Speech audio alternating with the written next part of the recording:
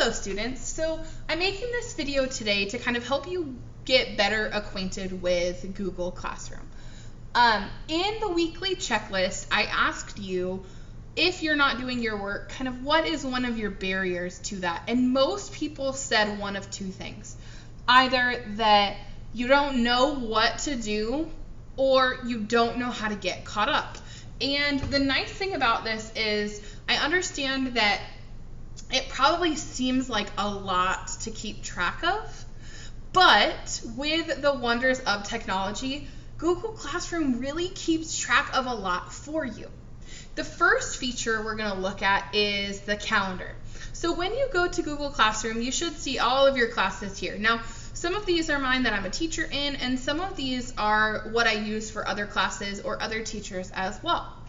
So what I see here is the calendar. So if I click on the calendar, it has all of my information and it's color-coded for each of my Google Classroom classes, which is great because I can see what I need to do on each day. Now you'll notice if you look at this more closely that there are some doubles and triples of things, and that's because of the fact that I have so many classes of the same thing. For you, it's probably not going to look like this, but you can even look ahead and see some different other pieces. So if you're ever curious about, what did I miss last week, you can go to your calendar, and this is a really easy way to visualize what work you need. So this one has the work.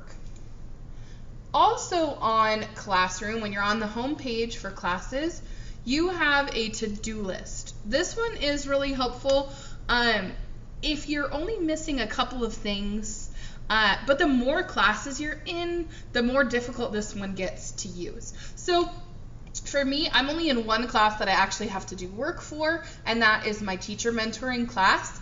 And so I see here that I have some assignments that don't have any due date. Okay, so those were just ones that I already looked at this summer. I don't have anything due this week, but I do have some stuff due next week and in the future. Now, that's a great place to check, just to keep an eye on.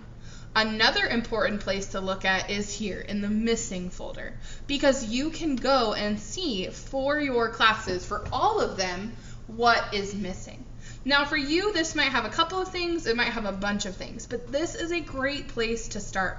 This is one of the great functions of Classroom because you can see all of your missing work. So if you're on top of things and you have a tough week, or you get sick and you miss a couple of meetings and you just don't know where to start, you could go here before even emailing your teachers and you can see, oh, this was assigned, and these are the things that I'm missing.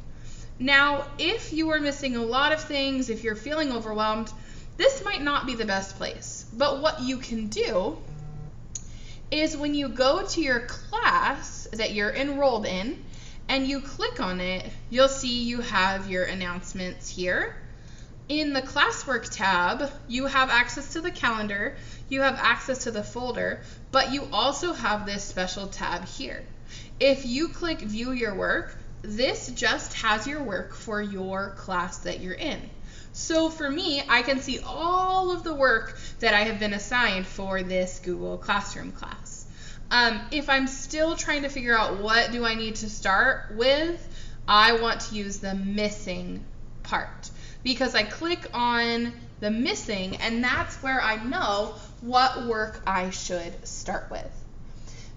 So these are some of the features of Classroom that help you or can help you get back on track if you ever fall behind.